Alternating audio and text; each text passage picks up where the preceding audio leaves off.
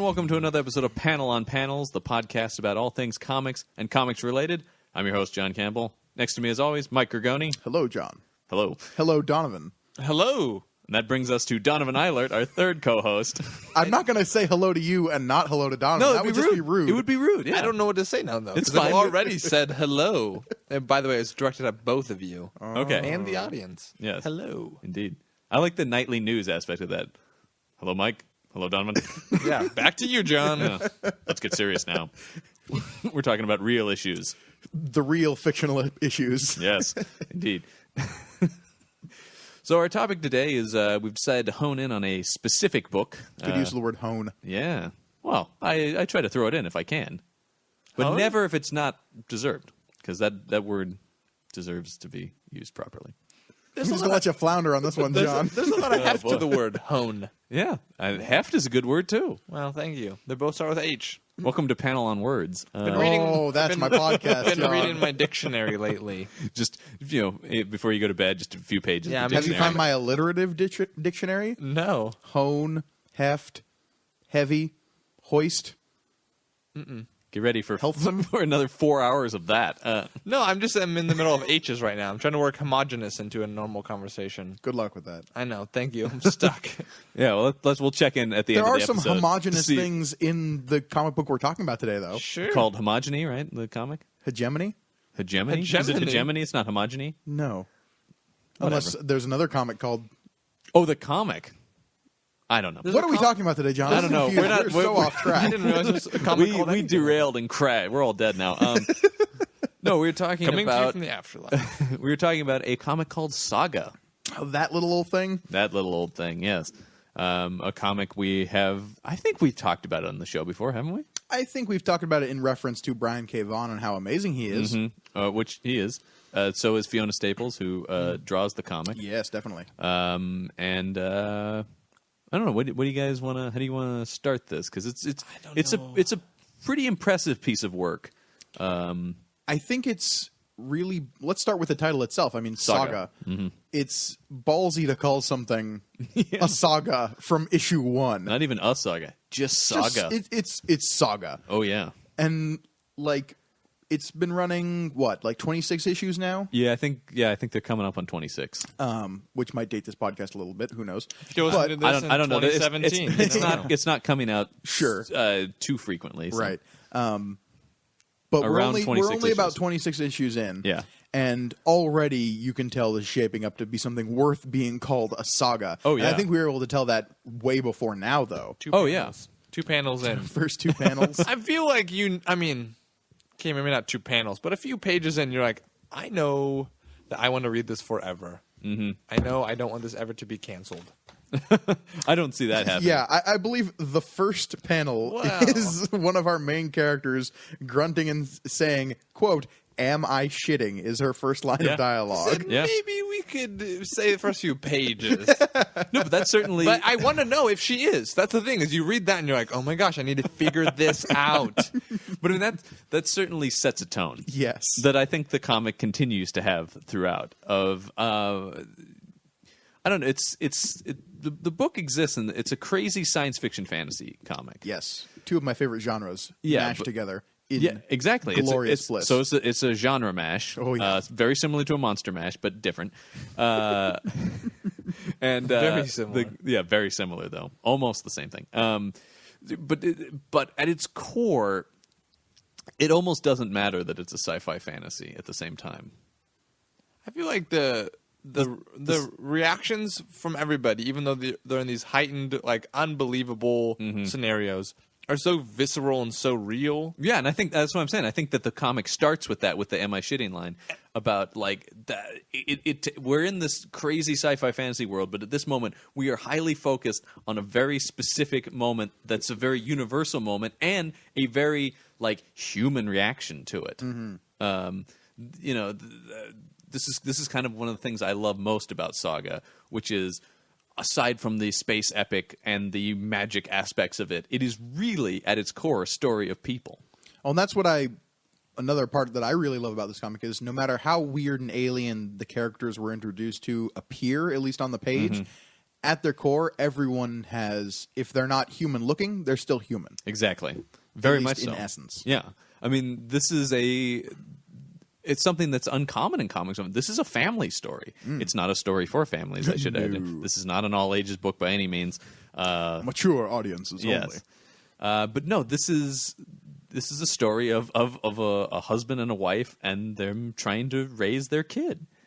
The fact that they exist in this crazy sci-fi fantasy world is just on top of that, really. I mean, Brian K. Vaughan talked about this. A lot of this stemmed from becoming a father. Yeah.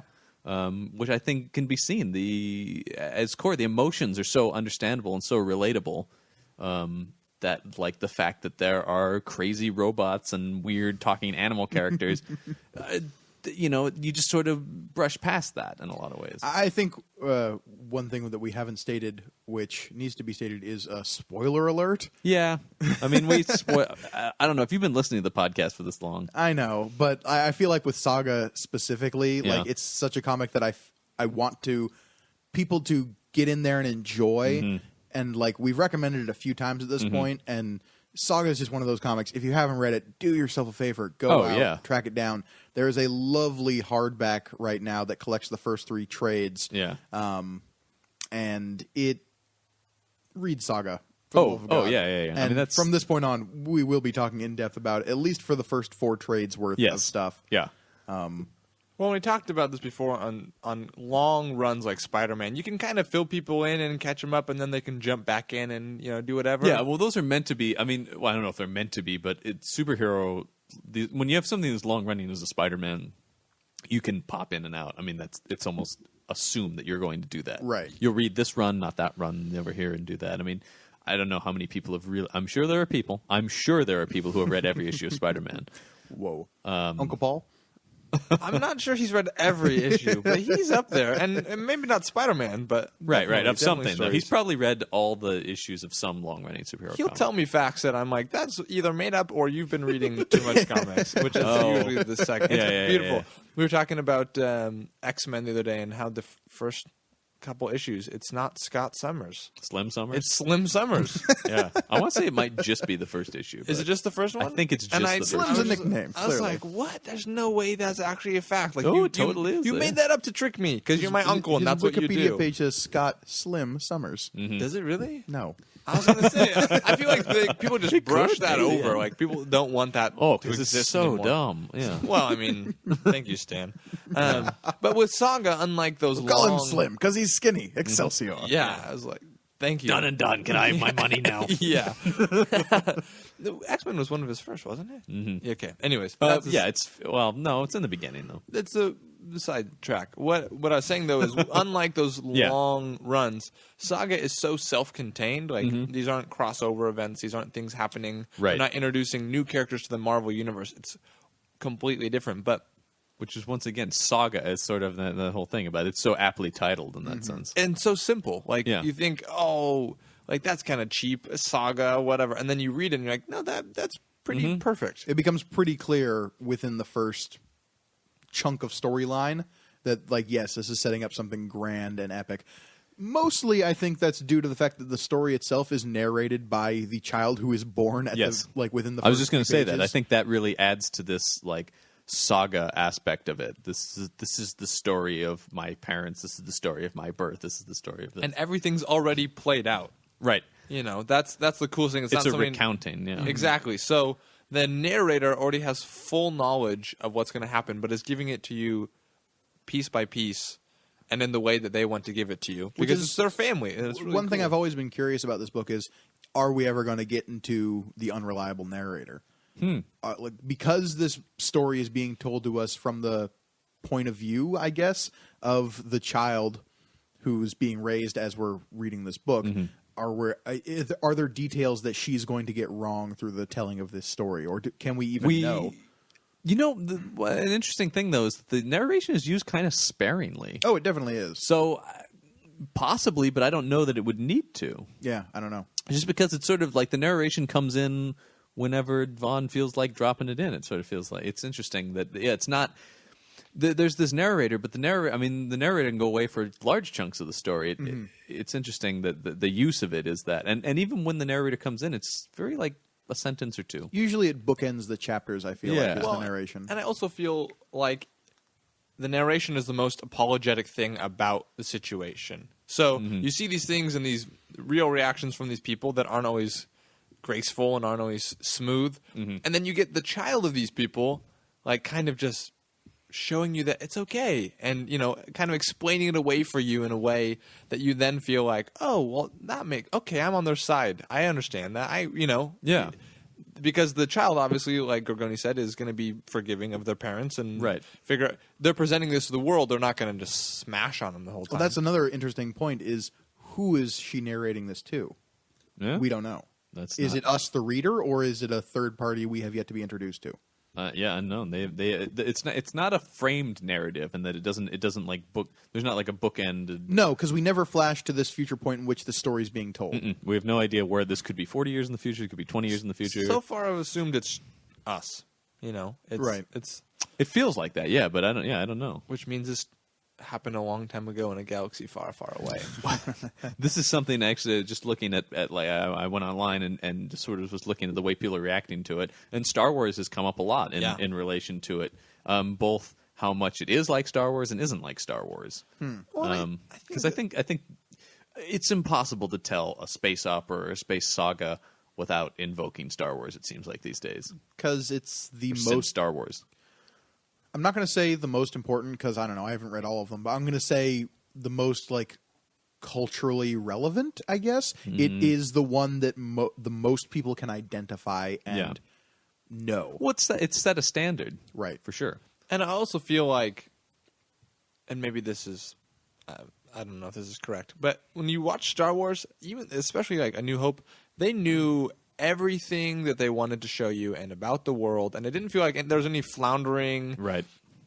Same with Saga. Like, you come in, and even though there's a million new things to learn, you feel like it's going to be okay because the people showing you the story are revealing it to you a piece by piece, and in such a way that they love where they're at and what they're doing that you feel like you're being brought into something. Yeah, this is something I want to tell you about, which is the world building aspect of it, and it doesn't. I mean, it's building a large world, a galaxy, but it doesn't feel like it's straining to build its world. It doesn't feel like, okay, let me throw you in on this. It's not bogging itself down with the details. Right. There are a couple of key facts that need to be gotten across that are given to the reader in a way that like frame the story, and that's like the war between these two parents' planets, and there are important details about like, and there's this faction called the Freelancers, and they kind of exist, and then everything else is kind of immaterial until it's not. Like, we're just now in the fourth trade getting details about, like, the whole robot race, whereas up until that point, they were just like, who are these weird TV-headed people who are wandering around, and one of them's kind of a main character. Oh, yeah. We just kind of went with it.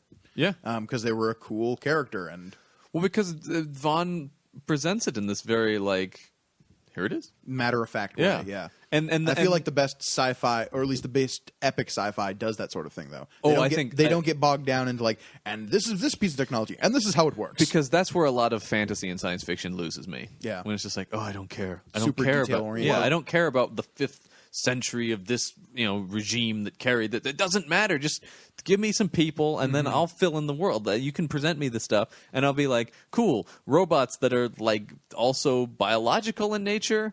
And okay, sure, I don't know, or like a weird half cut in half ghost girl, sure. You see that happen a lot though, and hopefully not with this podcast, but you'll be explaining something to somebody, And then they're like, oh, actually, I don't want to know the answer. And you realize it's not that they don't want to know the answer. It's just that they don't want the lengthy answer you're about to give them. Yeah. Because you're passionate and you want to fill in what's going on. How many people have I seen? How many times have I seen the light go out in somebody's eyes when I start going off on like, well, actually, Captain Marvel and Captain Marvel are two very different characters. And it started with a question from them or something, possibly, and then you just immediately see like, oh, I've made a mistake. I don't want to know this. I shouldn't have asked that. This is far too much. It's far too much. And it's great because as of right now in Saga, we can't give those explanations to people. And the only person who could is Brian K. Vaughan and Fiona Staples, I feel like. Right. And they're not. And I really like that. Yeah, I feel like Brian K. Vaughan knows a lot more about this world than he's writing in the comic. Maybe I have no idea. Because it's a world relation, I would like to think he does, because the world feels very realized. I don't know. I'm not talking about the story. I don't know if he necessarily knows entirely where the story's going, but I'm saying I feel like there's a lot of details of this world that he knows and is not just like expressing to you. There's not just exposition dumps of like, well, because he doesn't. And need here's to. the thing. Yeah, exactly. It's good that he knows all of those details. Well, I'm saying the reason I say that is because it feels so lived in. This world feels so alive. That I feel like he has to have. There has to be large details. But the art is definitely a big part of that. Yeah, what Fiona Staples brings to the book gives it that liveliness, gives it that those little details that we know. Oh, so man. like, oh, that's super cool. Oh, well, just look at the way she renders people, like the way she draws. These characters or are so not people as the characters. They're so expressive. There's such depth of. I mean, you look at the way the characters look at each other, and I mean, it's like looking at actors in a movie. Really, I mean, but it's not so realistic as to be. Because I've seen some comic books go for the ultra realist style. Well, I'm not talking realistic necessarily, but it conveys a sense of emotion that I'm really saying gets across well on the page. That is not super common to see in comics necessarily, some or of the at best least ones do. Not done at this level, right? I mean, because it's sometimes tough to talk about art here on the podcast because we are, on if you audio. could just turn to this page and see this beautiful example. We're a obviously little in bit lower. Auditory, lower, perfect. panel 6 of whatever. Too low. Yes, lower. But yeah, I mean the art, as in all comics, of course, the art is hugely important to the success of this book. I Definitely. mean, the Vaughn's writing and the Staples art go hand in hand so much that I can't imagine this book being drawn by anybody else. Yeah, and because it's a independent creator thing, we're not going to see that. No, it's I don't see. In 3 years, if it's still going, they're going to be like, well, I think somebody else should step in and draw now. Not gonna lie, I would like to see some other artists like interpretations of this stuff just to see. I don't necessarily want to see like them John Romita Jr. drawing Prince Robot the Fourth just to see what it looks like. Right, exactly. Like that would be weird and kind of awesome. Mm-hmm. Or, God forbid, Frank Miller like doing like chunks of this story. No, I don't know. I don't know if I want to see Alana as a prostitute. He's a little obsessed with the prostitutes. Well, some people have Batman, some people have prostitutes. Frank Miller has both. Yeah. Therein lies his problem. That's what his resume says, I think, at this point. Batman and I have prostitutes. Batman and prostitutes. Mm-hmm. You're hired. Well, it sounds like what we're interested in here. Something that's really interesting about this story, I feel like, is the huge conflict going on. Doesn't feel very huge. Like the purpose of the story is to like give background of like this is how I grew up and these are people in my life and the context in which. Yeah, exactly. And you get the fear and you get the like excitement about certain people showing up and what big conflict is going on, and definitely the TV heads kind of give you a little glimpse into this occasionally, but it's not like Star Wars at the beginning, you've got the scrolling credits, and you're up to date, and you're like, this is a huge, like, intergalactic The Rebel Alliance has struck conquest. a deadly blow against the Galactic Empire. Exactly, and it's more about the people who have to live in this environment more than it is the environment well, that's what I was itself. going to say, is I think one of the things is the conflict in this is a lot easier to grasp in a lot of ways than something like Star Wars, simply because we see it in things. I mean, like, I don't know if this was directly influenced, but the Israeli-Palestinian conflict feels very much this, like, never-ending back and forth between these things. Where, like, because I don't know what either side wants in this comic, really. They They just don't fight tell each you. other. Right.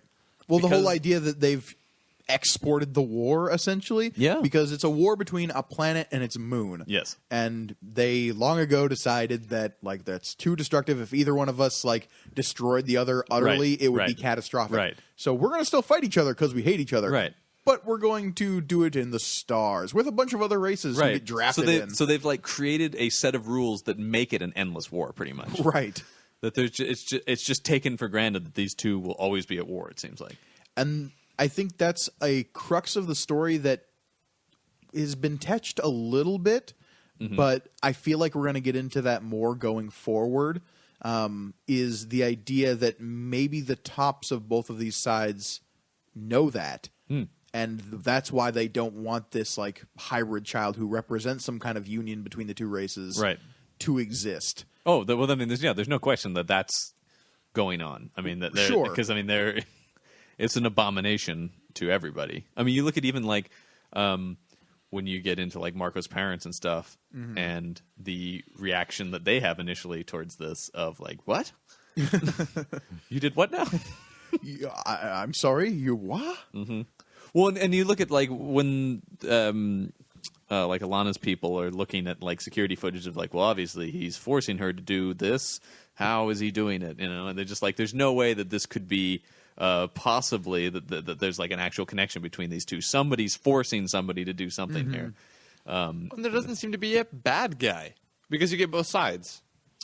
No, there are more villainous characters in the comic. But are you talking about just between the two races? There's not. Yeah, like a villainous exactly. one? Between the sides of the war, there's some Yeah. people that definitely are scummy. Yeah. But like the idea of like, who do you want the wings or the horns to win? You know, you don't really care at this point. Oh, There's no, not- no, there's no. not- What You only the want conflict that's these going on there, characters to. like the reader, I don't feel like is supposed to care about it. We're supposed to care about the third side, which is Alana and Marco Yeah. against the world. Yeah. Yeah. Right. I love that. Yeah. It's so refreshing because you don't feel like, oh, well, you know, we talked about Civil War. Like, are you Cap or are you Iron Man? Like, choose a side. You have to choose a side or else you're not going to be mean- reading it correctly. Team Cap. I mean, we're all, We've talked yeah, about- we're we've all talked team- about I'm that. pretty sure we're all, yeah. I mean, Yeah. yes, exactly. Because Iron Man's wrong. I mean, well, we know that, but I'm sure there's some people out there, There's some horribly misinformed individuals. low intelligence, I'm sort just of. saying I know what side the Incredible Hercules was on, and Sign us up. We've talked about this before. Yeah. Whatever Hercules says, hey, it he's my goes. man. But you don't care about that in Saga. No, you don't. You really. That's really awesome. It's that's what I'm saying. Like the interpersonal nature of this book. I mean, you even look at like the characters who should be the villains, like Prince Robot the Fourth, like the Wrath, the bounty hunter guy, The Will. the Will. Sorry, the Wrath is the Spider Woman, right? That's the Stalk. Wow, I don't know any of these characters. Who's the Wrath? Is there a character named the Wrath? Not yet. All right. And There then will be. there's- John has apparently and then read there's the his fifth sister, trade. who is the crap. Who's the Will's sister? Sorry, the Will. Yeah. The Will and the Lion Cat, right? That's the Will and Lion Cat are Lion Cat's one of my favorite characters. Lion Cat's great. Yeah, it's just a cat that can tell when people are lying. Lying. Pretty ferocious. Oh, for sure. I mean, yeah. Lion Cat's He's biting throats. sure. Yeah. Great companion. And you don't have to. I love that you don't really have to explain the idea of Lion Cat. It's like what's that called? Lion Cat, and then He just refers to it, and then and then it calls people out on lying. Yeah. And then you're like, oh, I know exactly what Lion Cat's there for. that's kind of everything in this book, really. It's like this. Is what Everything it is just like you call it this, you see what it does. Good. There's a planet called Sextillion. What do you think is there? Yeah, the rocket ship forest. Mm-hmm. Forest full of rocket ships. Of course. Got it. I love the rocket ship, like the tree kind of Yeah, thing. it's just like a wooden rocket ship. Also, one of my favorite lines in the comic is like, "You don't steer a rocket, you ride it." Right, exactly. 'Cause it might go where you want if you ask nicely. Right. But it's going wherever it wants to go. The sentient rocket ship kind of thing is pretty cool. Oh, very it's, much so. It's almost a character in and of itself. Like, well, that's a rocket. But what I was going to say before I screwed up everyone's names is you look at the seemingly villainous characters like Prince Robot and the Will. But they're so understandable, and you have such sympathy for them at times, particularly in Volume 4, where Oh, Prince man. Robot's child is taken. I mean, the whole bit with him kind of being broken and being disabled, and then like the whole reboot thing and finding out his child's been taken. Like, I'm totally on Team Prince Robot at this Sure. point. Also, like meeting his dad, who's like the giant plasma screen TV. Yes. That made perfect sense. And he was just like, oh man, he's such a douche. No wonder this guy turned out so screwy. Right. Yeah, no, exactly. And like the downtrodden members of his race are the old like transistor TVs with the tubes. Yeah. I mean, it's so like you were saying, Donovan, like it makes sense even though it's totally insane. You're just like, oh yeah, of course. Like I don't really balk at anything in this comic. There's never a point where I'm just like, wait a minute, what is this? I'm just like, Yeah, you're like, that's what it is. Yeah, cool. That's what it is. You're yeah. so along for the ride. The little animal guy in Volume 4. I don't know what animal he is exactly, but he's got the big axe. Oh, the little seal dude? Yeah, he's like a little seal pup. Like a little snow seal kind of guy. Wearing overalls, Yeah. herding some yaks. Yeah, and he's just like a farmer. Yep. Or like they're like hippo walruses or something. Yeah. And they introduced the character. I'm just like, this guy's cool. He appears. Doesn't he appear? He appears a little earlier. He appears. Does He appears when they first go to the lighthouse planet. Yeah. But he plays a bigger part. A much bigger part because he can track all of his cattle-y things that he sells. Hippo which- walrus or whatever the hell they are. That's awesome. I love the idea that he's like, oh yeah, I know exactly what where to figure them out. And He's got a lot of confidence. he does. That seal pup with an axe. Also very vivid the way he speaks. Like when you Yes. read him, Yeah. the dialect in which he speaks is really very engaging. Yeah, I mean that's something that the dialogue is written in a very just like modern day like for the most part, like especially Alana and Marco speak in this very, no one is speaking in very flowery like Flash Gordon-y kind of dialogue. Like there's not that space What opera. hast thou come to this place, Flash Right. Gordon? Right, because even Star Wars suffers from that a lot. Not that far, but I'm Right. saying that it can suffer from wooden dialogue because we're in a magical, crazy world where things and people wouldn't just say like normal things. We have to say Come, yes. take your Jedi weapon, strike me down, and your path towards the dark side will be complete. Yeah, nobody really talks like that in this. Not yet. Not I'm yet. hoping for We it. haven't met them. Well, Emperor Palpatine hasn't showed up yet. I'm sure he will. And this would be Gorgoni. You mentioned one time rat queens. Love that book. The idea that it's like set in this fantasy world, but they speak like we do. So like there's that relatability increases even with that, and it's just how fun that can be. Yeah. To step into Well, a world. Vaughn's always had a gift for dialogue. I think. I mean, you look at all of his stuff, which is something I did want to talk about actually. Which is this is a Brian K. Vaughan book, which is kind of a big deal in comics. Like he is a name that when he does something, we pay attention. You follow it. I mean, the reason, like, if you just told me the basic premise of Saga, I'd just be like, okay, that sounds interesting. I might look it up. But you tell me Brian K. Vaughan is writing it, and I'm like, well, I'm going to be reading it from issue one. There are a lot of good space books, a lot of good alien books. Oh, yeah. Out there right now, tons of them. A lot of them from Image, even stuff Well, like and Black Science by Rick Remender and things like that. I do love me some Rick Remender as well. though. Yeah, It's like a Romeo and Juliet story, Except and they're not space. idiot teenagers. I know, but like that's how you have to pitch it to people. not exactly. It's a Romeo and Juliet type story. Sure. I think that transcends that play. There's a civil war, and I'm sorry, one but from that's each my least side, favorite they Shakespeare fall play. in love. Yeah. I mean that's for good reason. Maybe Love's Labor's Lost, but that's a deep reference. If anybody reads Shakespeare on here, that's I got it. Yeah, or Love's Labored Found, which is what he was going to write. Love's Labor's one. Is that right? Yeah. Yeah, that's right. One, the Yeah. Doctor Who, Yeah. Doctor Who story, almost to be published. Yeah. Space Witches.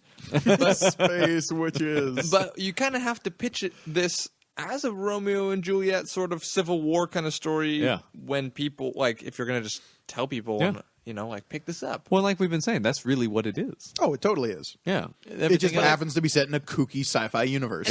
But I feel like people are tired of that story because, like, how many things do we sit down and be like, well, that's Romeo, that's Romeo, that's. I mean, like, that's not a far stretched idea. What's really cool is the world that it's set in and how authentic and just, people feel like they're your friends. Yeah, I mean it's dealing in tropes that we've seen before, or at least it's starting in those things.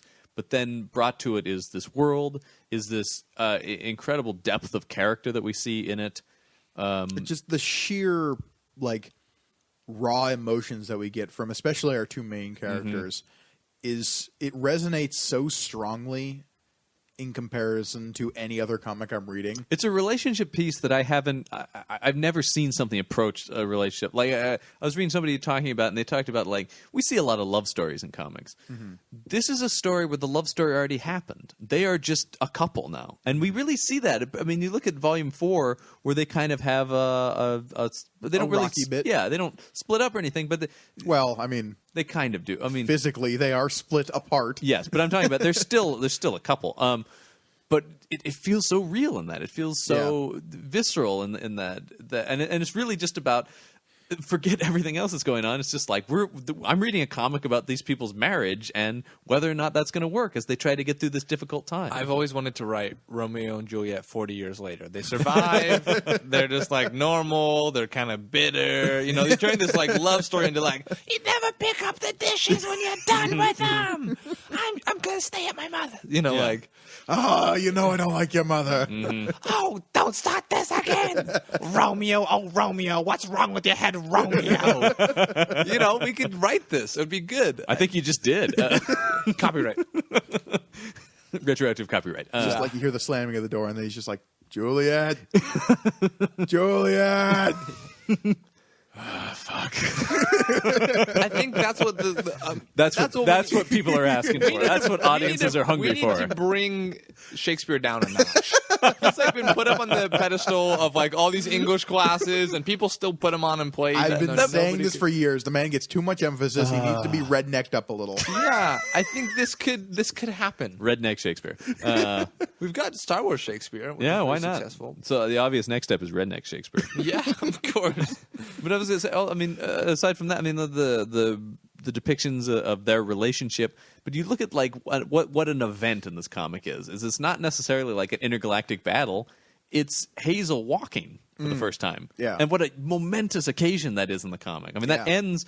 Is it volume 2 or 3? I believe 3. Yeah. Yeah. I mean, that's the culmination of that. It's like, holy crap, the kid's walking. And you feel as much about that as I do at the event in a Spider-Man comic when, you know, whatever happens. Having her talking all through Volume 4 was just like, oh my god, she's becoming a character. Right. We're really following these people in their lives, and I feel invested in them in a way that I don't in every comic. Or like when Marco is tested essentially with his relationship with that like weird bat lady dance instructor.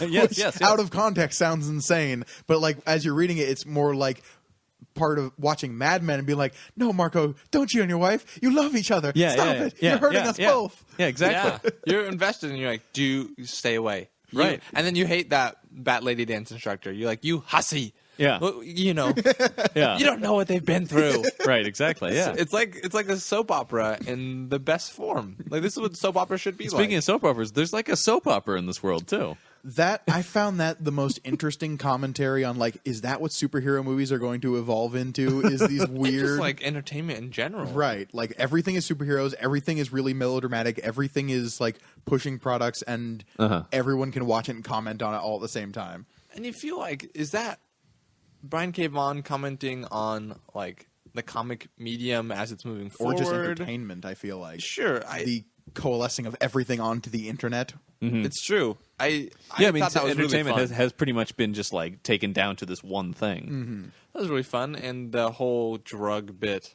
with the entertainers, and like how that all goes, and then that horrible demise of a few of them. Right. Which that's the other thing. I mean, this is primarily in volume 4, but that baby being kidnapped by such like a, you call him like a terrorist? What would you call the janitor who's not a janitor who steals that baby? Yeah. Well, I mean, Would you, A extremist. An I would extremist? say. I Yeah. don't know about terrorist per se, Yeah. because he hasn't really committed any act. Oh, that's not true. He killed the princess. well, he killed her, he but I mean, kills- but he's definitely an extremist. Yeah, and I don't think terrorist is an unfair statement. and he, even though this world we don't know Is he everything a terrorist, about. John, or is he a freedom fighter?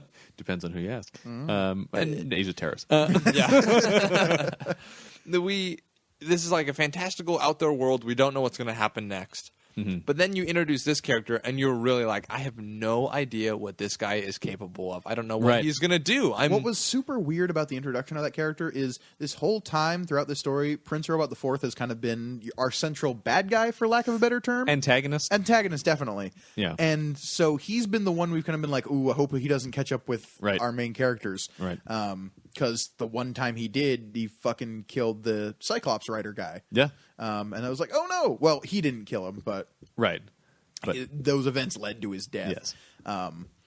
And so, but then we get this like terrorist janitor guy, and now he's wrecking shit through Prince Robot's life, and we're just like, wait a minute, am I suddenly like hoping that Prince Robot makes it out of this okay? But I mean, even Marco helps Prince Robot in that. that team up is Yeah.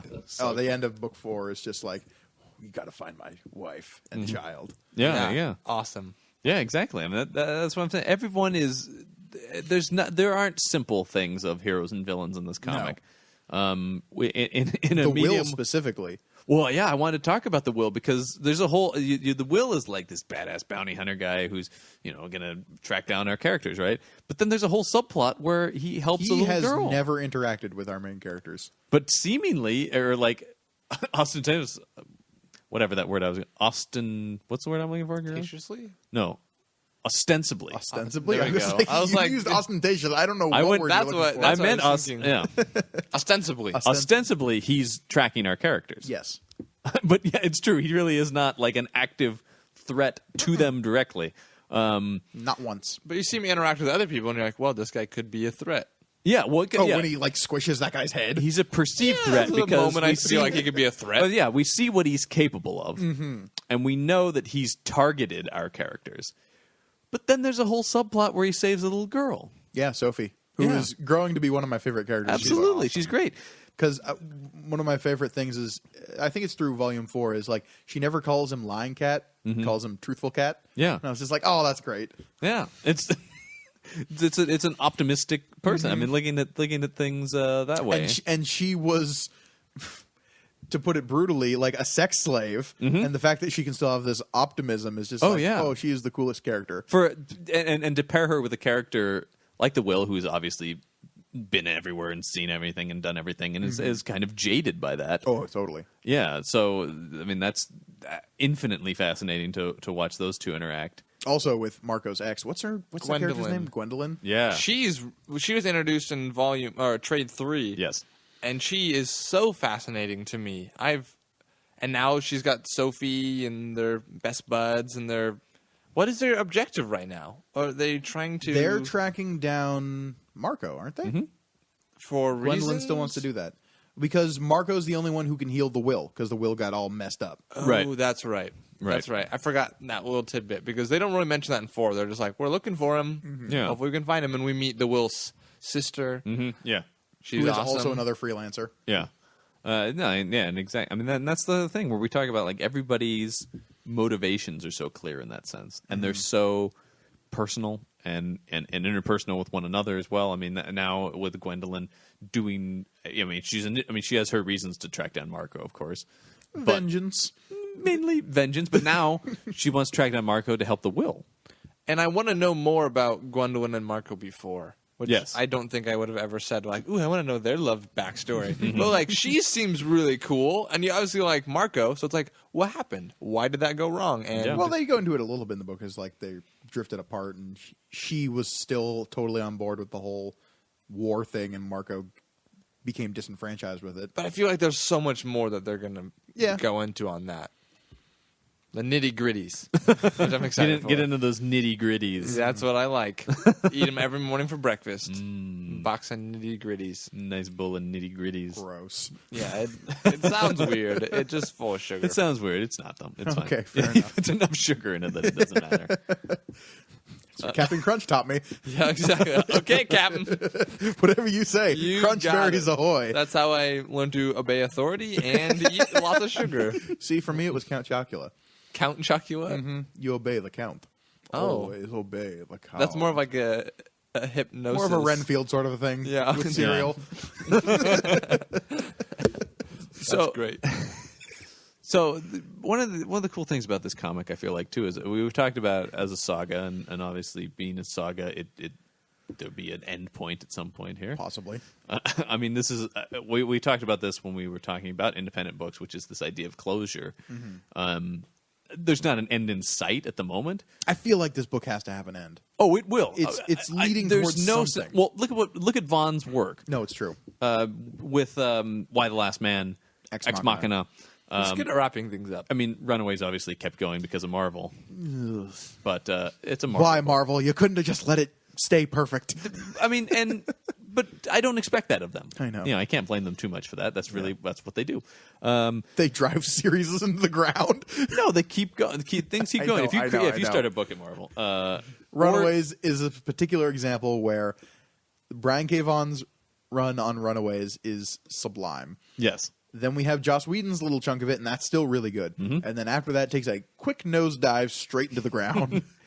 Yeah, I mean, it doesn't become terrible, but it becomes less than it was. Definitely. Like it becomes like You say that wouldn't be terrible? That like the later stuff of Runaways isn't terrible? I don't know if it's. I think it's a Godfather Part 3 scenario. It's terrible in comparison to what came before, particularly. Okay.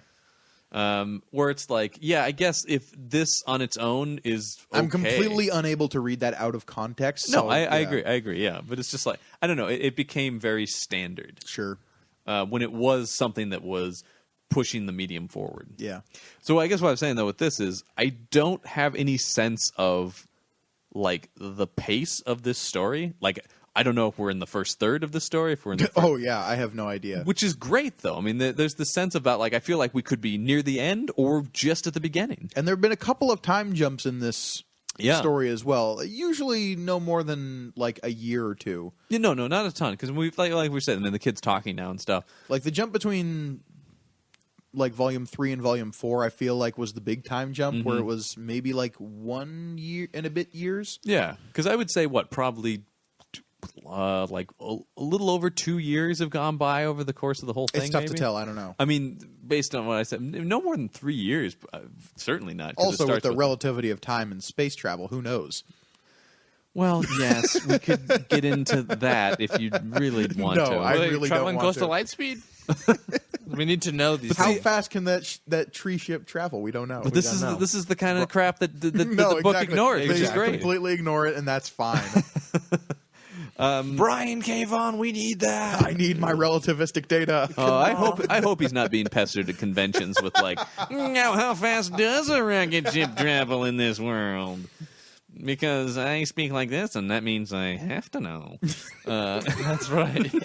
Somewhere out there's a nerd who talks exactly like that and is like, why do they always mimic me? And that's the one answer he'll never know. I don't even like comic books. Why am I listening to this?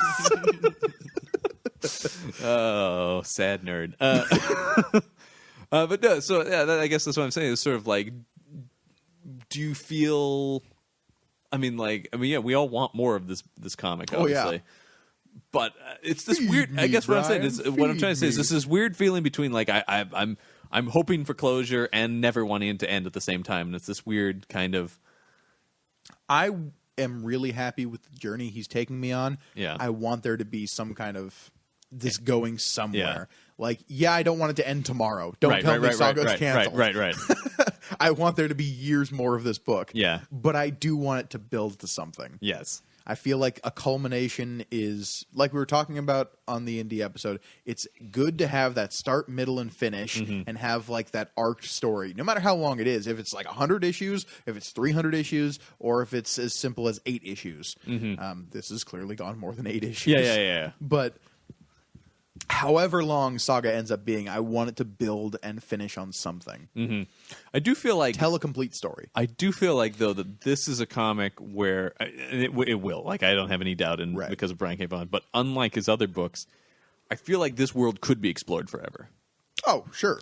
There's so much going on in this galaxy. Right. But yet, that's. I mean, I think ultimately that's what we're saying is the brilliance of this is it's an infinite world, but it's a very focused story. But we also, I mean, we've talked earlier about what the conflict of the story really is. They haven't introduced something that they need to like finish, right? I mean, there's this intergalactic like civil war going on. Parenthood is what they're shooting for right now. No, I know, but like, so what? What is the No, I think, what is the answer to parenthood? What is the it's- solution? But I think it's You raise your child so that they can raise themselves at a certain point, and then you grow old and die. So this is the last panel where Hazel's gonna be burying Marco and Alana. Oh, that No. would be so sad. no, I don't. I'm just saying, like, we don't, as of right now, we have no idea what the tone and the purpose of this is to talk about parenthood, Yes. obviously. But the conflict that they're resolving isn't. No, but I think their conflict is like No, it is a parent. I do think my foot in there's my a mouth simpler there. conflict than just parenthood here, though, which is a where and how do I raise my child? Yes. It's It's a a love story. they're trying to find a home. I think is really what they're trying to do. They don't belong on either one of their planets anymore, and Their two planets have basically divvied up the entire galaxy. right. So it's sort of this where do we go? And I think really that's the goal. That's their goal in this. Find a place to put down roots. Right. With their tree rocket. But I mean, I think that checks that, out. that applies to this sort of universal theme that this comic has about like finding the things like very human needs like love and family and a place to live. Also answering the question, like, what is home? Because Right. even Hazel, as the narrator, says a few times, like, she considered that tree rocket her home. Exactly. More often than not. Absolutely, yeah. And that's the thing. It certainly shows this adaptability that children have that adults don't. Because Hazel knows no other world. So yeah, She knows lots of worlds. right. But I mean, it's like I live in a tree. That flies between the stars. My babysitter is half of a ghost, who is an awesome character. We haven't talked about her name. I'm blanking on the. Oh wow! Okay. All three of us just exchanged looks and were like, "Uh-oh." Oh man, that's not great. But she's a cool character. She's a person cut in half, who's a ghost, and but like violently so. It's not just She stepped on a landmine. right, but I mean, there's like bits of guts hanging out from her. Laura, yet she's like this delightful teenage girl. Character's name is Isabel. Yes, of course it is. It's one of the normal names. But I mean, yeah. But she's like a spunky teenage babysitter Yeah. who just happens to be a ghost of a girl who was blown in half by a landmine. And whose soul is bonded with this child. Yes, That's how she gets off the planet she died on. exactly. Yeah, and that's another. All these characters represent this dichotomy between this very like. Well, of course, you have your babysitter who the kid likes, and is probably a teenage girl. And that's a pretty classic, at least like suburban kind of thing. And The yet, live-in grandmother who's like Yes. constantly around. right? Yet it's space and craziness. Yeah, I mean, we keep making this point, but I really feel like that's what I love about this comic. Mm-hmm. Yeah, That's what he loves. yeah. Not the horrible space giant with the gross fungusy testicles. Well, that too. I mean, sure. Who doesn't love That's that? second The place. second place. Yeah, we Let's also do the family we haven't drama. talked about the Spider Woman. The stalk. Yeah, the stock. Yeah, or the Spider Woman. The Spider Woman is totally something totally different. Yeah. Though I did realize the other day, now that Marvel has Spidey back, they can finally do Spider Woman without any like weird legal issues blocking them up. Yeah, Do they get rights to all Spider-Man Well, world, or well, the just thing- the use of the character Spider-Man? The use of the character Spider-Man, but the thing with Spider-Woman was for the longest time that like nobody really owned it. It was just an ambiguous character. yeah. It was kind of in a nebulous place So of if rights. somebody tried to use it, the other one would probably have like done some legal mumbo jumbo. Yeah. But now that's not an issue anymore, so it's super cool. Yeah, I know. Jessica Drew, yeah. I don't know if they're speeding to that. No, at the I moment, know, but it's an They're option. dropping now. everything else. Cancel Ragnarok. We need some Spider-Woman. cancel Ragnarok. That's a sweet line that should be in something. That's the phone call. That's Stan Lee called somebody. cancel Ragnarok. It's not happening. Tell Thor. No, they need to get Idris Elba to say that, right? We can't. Today we're canceling Ragnarok. And he's in the Thor movies. He Yes, can do it. That would be That's a awesome. lovely little crossover there. Yeah. But Saga, I apologize. Well, yeah, Yes. what's crossover that's not going to happen is Saga and Spider-Woman. But No, Saga but- and anything, I like. Honestly, this is one of those few comics where I feel like if it crossed over with anything, it would be super weird and out of place. That is a cool thing about Image, though, that they do not do that. Well, Fiona Staples is writing the new Archie, so maybe Drawing it, yeah. Or is drawing. If we see a tree rocket ship in the background of Archie, I'm just saying they finally Might not be land on a shocked. planet that has. and it was Earth the whole time. Is this a Battlestar Galactica thing? They're eventually going to find Earth. Hazel. Oh my gosh! What if Hazel became one of the love interests of Archie? Boy, oh boy, guys. If anybody of And here I thought we were trying to support the comic. significant. Apparently, we just want to ruin it. No, we love this comic, but we also love thought, Archie now. I also thought we could get through a whole episode without talking about Archie, but I guess Never. not. No. He's our stalwart, John. Archie is our stalwart. Hashtag Archie is our stalwart. Yes. So I think as we start to We're the only ones going to be using that hashtag, by the way. yes, Proud of it. as we maybe start to wind things down here a bit. You have a lot more to say? No. Say it. If I you love do. Saga. this is- Go read Saga. This Saga, is what I was Saga, going to lead Saga. to. What do you guys want to say about this book? We've talked about different aspects of it and stuff. What do you want? What do you want to say about it? I think Saga is a wonderful representation of where I think a lot of genre stuff is going right now, which is the blending of sci-fi and fantasy. Yes. I feel like we're sort of at a tipping point. Another thing that we can attribute to Star Wars, kind of. A little bit, yeah. But specifically right now, we're at a tipping point in popular culture where I feel like these two genres are being mashed up more and more. And You think we're so? I mean, what are some other things you think are doing that? I mean, I can't point to a ton of successful things because like there's like Jupiter Ascending, which was a cool little mashup. Saga is a good example. Saga is successful. The recent Jupiter video Ascending? game Not as much? Destiny, very successful, is a weird like. In some ways, successful. Okay, yeah, okay. It has some stumbling. We get they're not all Saga, John. Not everything can be Saga, This is the point I'm building to. There is only one Saga. but I feel like in recent times we are building towards like more and more mashups of sci-fi and fantasy, whereas before Well, they were and- very dichotomous. And I think beyond sci-fi and fantasy, just mashups of things in general, where because we've seen so much of these individual genres, it seems like the smart thing to do is to start cramming them together See in a way. what Yeah. interesting stories we can create. Yeah. We learned sadly from Cowboys and Aliens that Western and sci-fi don't necessarily Yet. come together in that manner. yeah. Because Firefly taught us they could, And at least for 14 episodes. also that one 2-part episode of Justice League where they go back to the Yes. Old West. But Cowboys and Aliens should stay far apart. Well, at least when they're being directed by the guy who directed Iron Man. Can direct Iron Man, can't direct Cowboys and Aliens. Yeah, he tried. He wanted to make a Western. Yeah. For some reason, somebody forced him to do Aliens in it Yeah. as well. Yeah. This is not an episode about that, but I will say the Western aspects work much better than the alien aspects. But no, I think you're right. The we're seeing the concepts of genres are being merged together. You look at something like Inception, bringing the heist movie into a science fiction context. I mean, there's tons of stuff like that. And I think that's really cool. I think Saga is one of the best examples of that Absolutely. happening right now. It's so seamlessly fits between the two. Right. It's equally sci-fi and fantasy in a way that that doesn't ever raise any kind of alarms about like, oh, this is weird. This is a weird sci-fi thing, or why is there so much space in my fantasy? You got your space in my fantasy. You got your fantasy in my space. I think ultimately what we're saying is this is the Reese's Peanut Butter Cup of comics. Oh my God. That is actually going to be in the back of the fifth.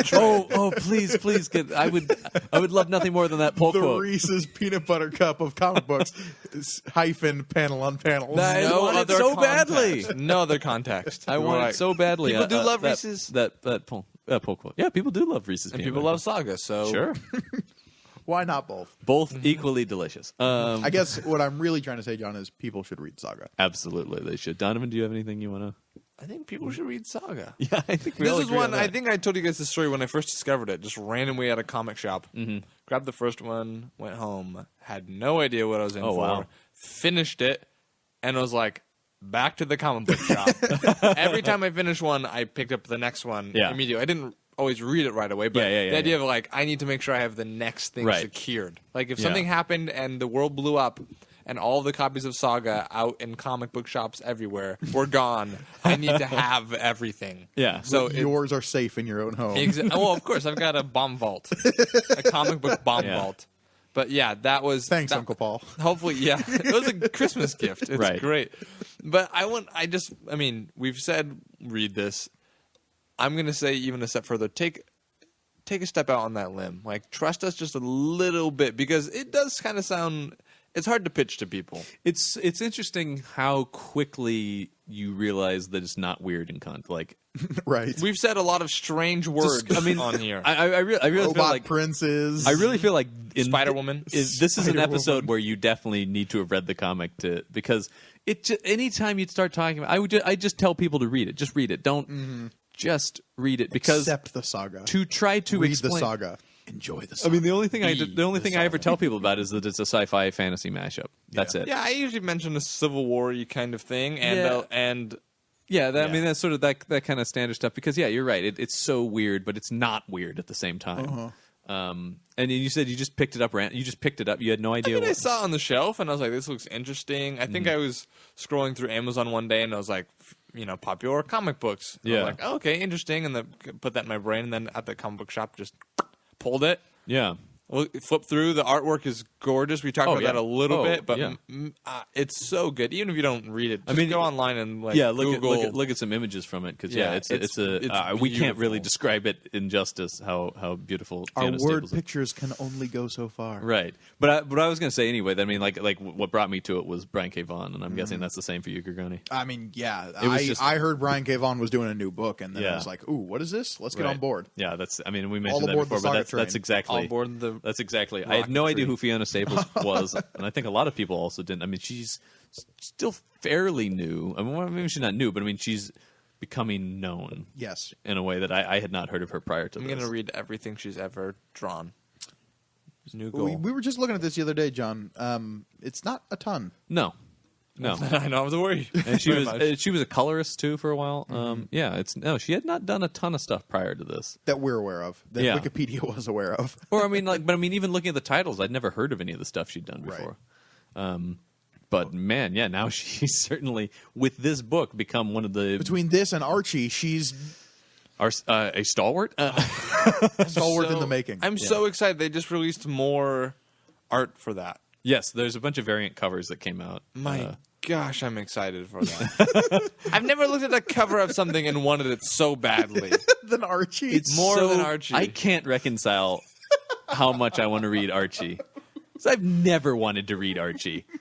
I never am in the checkout line of the supermarket going like, I don't know, maybe I should pick up that Archie. I've never thought that. This looks like fun shenanigans. I feel like the cover always gives it away, too. It's like, Archie at the beach. And you're like, okay, it's going to be Archie at the beach. Yeah. Or like, Archie chasing girls. Okay, yeah, we get that. But it's Archie learns to drive. Okay, we get that. He's learned to drive like 80 times in life. He's very forgetful. He's got a lot on his mind. Gee, Mr. Weatherby, I forgot how to drive again. Two things on his mind. He's got two things on his it's Betty mind. and Veronica. Yep. He still can't make up his mind. No, he'll get there. Don't worry. 70 years into the comics, he still can't make up his mind. Because he secretly wants Jughead. We all know this. That's the third option that he can't explore yet. No, not yet. What was the fifth character that I had no... Oh, Reggie? Reggie, apparently. Are you aware of the character of Reggie? Yeah, I like the idea. Nobody wants Reggie. I like the idea that his name is close to Archie. Archie, Reggie. Yeah. And he'll never be Archie. That's or his Reggie. function. I love that the episode about Saga has turned into a discussion of Archie. Don't worry, guys. We'll get there. The Archie episode is coming. Oh, it's coming. What was the release date for that show? June, right? Yeah, I think it's June, yeah. Excellent. Maybe July. It's June or July. If it's July, you guys can get that from me for my birthday. Best present ever. Whenever it comes out, though, we will be doing an episode. Hells yeah. Yeah. Maybe multiple. This could be an Archie podcast. I'm not going to go that far. I said it could become an Archie podcast. It could become anything. Thank you, John. I just got your permission. No, I didn't. All right. Express permission. We're we gonna all have saw it. we're gonna have a very serious discussion after we're done Off recording mic? this. Yeah, Can we off just mic. leave 'em on for legal reasons? Just us quietly screaming obscenities at each other in the background. Gorgoni humming into the microphone So as while mom and dad fight in the other room. So as we wrap up our discussion of Saga, we turn now, of course, to the ever popular recommendation segment, which still doesn't have a theme, but maybe someday Working on it. will. Recommendations. Recommendations. That was our heavy metal phase. Yeah, I like We wrote that. A little hair metal. Yeah, a little hair metal. Yeah, we wrote that in 1987. Hair metal. I mean, I could go death metal on it. That's not. No, and you had to. What did I just say? You said we could do anything. You know what, on Gorgoni, this go podcast. stand in the corner. You know what you did. Don't do that to him. You know how that makes him feel the think next day about at what school. He can't focus on Yeah, things. well, that's what he gets for singing like that. In my house, on my podcast. Oh, at your house now. This is getting awesome and weird. Gorgoni, what are you recommending this week? Well, I'll let you come out of the corner long enough to recommend a comic. I'm scrambling to find the author of my recommendation. There it is. I'm going to recommend yet another webcomic. What? Continuously, I shall do this like until this. I run out. There is a finite list, I will say that. I can only read so many of these The internet things. can only contain so many comics. No, that's the glorious thing about the internet. It can contain all of the comics, John. I believe it does. And there are thousands of webcomics out there, and the vast majority of them I do not read. Not because I don't want to, but because I don't have the time in the day. Let's face it, though. A couple of them you probably don't want to. Yeah, I've given some shots and been like, maybe not for me. Right. But this particular comic is for me, and I really enjoy it. And it's called Dresden Kodak, and it's by Aaron Diaz. Okay. It is, I don't even know how to describe this comic. It's a strange, like, cyberpunk fantasy story about a girl who is kind of like living in the real world, but there's weird, like, high science fiction stuff happening around her. At least that's how the story begins. It's gone in a way more hardcore science fiction lean of late. Okay. But it is just a really, really cool story. The art is also super gorgeous. I mean, I have a book right here in front of me that the style he uses to, like, draw some of the weirder things, he called it like what was it called? Like kind of an Art Deco robot theme, I guess. Okay. So I mean, like, I know I can Metropolis. Yeah. Kind of an I got idea. Is kind of the idea for some of the designs he has for a lot of his, like, characters and weird robots that exist in this world. But it's just a super cool comic. There are superheroes and some weird science fiction stuff and jokes about Sokar, the Egyptian god of death, being upset about what's his name's cat, Schrodinger's cat, because it's neither alive or dead. So that upsets the Egyptian god of death. Okay. He needs to As it know. would. I need to know. He needs to So know. yes, that is Dresden Kodak by Aaron Diaz. Very cool. Donovan, what do you got for us? You know, I just started reading The Astonishing X-Men, #1. Well, I finished #1, but started with #1 by Joss Whedon. Good place to start, by the way. Thank you. I wouldn't recommend starting at number 17. Well, I mean, I learned from The Sound of Music that starting at the very beginning is a very good place to start. Mm-hmm. But it's by Joss Whedon and written by and drawn by. with the sounds of Nazis. That's the way that song goes. Yeah. You nailed it. Now we're going to have to pay for it. No, we got less than 15 seconds. We're fine. All right, we're We're good.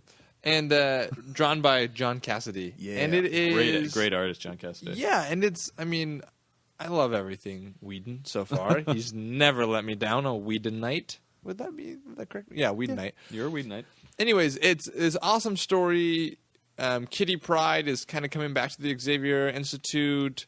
Emma Frost is in charge. There's a whole love with her and Cyclops, which I guess persists for a long time. They do have love. I But guess. you feel like Kitty Pryde is the sort of surrogate in the comic, which is really interesting because usually you feel like it's Rogue or Wolverine or somebody completely different, but she's been Makes here, sense done for that. Joss to make Kitty Pryde the main Strong character, female character, Yeah. Joss Whedon? It's What? awesome though. though. Also It's kind of snarky, like it's great, and there is an amazing scene where Wolverine beats up Scott Summers. used to be called Slim Summers. Fun fact, in case you weren't listening earlier.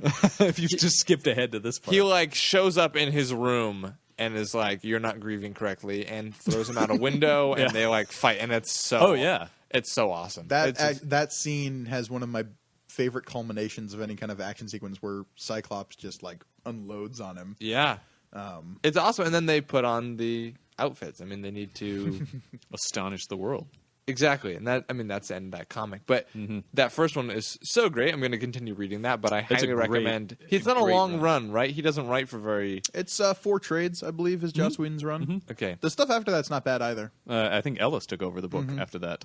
Great. Yeah, it's So really good I'm- stuff. Also, not a bad motion comic. No, very good motion comic actually. Really? Is that on Where can- Netflix still? Don't It know. was for a little while. Don't know. Called Astonishing X-Men? I will. They have did each to- one of the trades as an individual motion comic. I will. One check of that out definitely when I one of the finish better motion comics. The comics.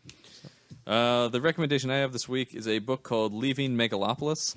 It's by Gail Simone and Jim Calafiore. Love Gail Simone. Where have I heard about this book? I think I told you about it Probably. a couple days ago. Oh, yeah, you did. It's a Dark Horse book.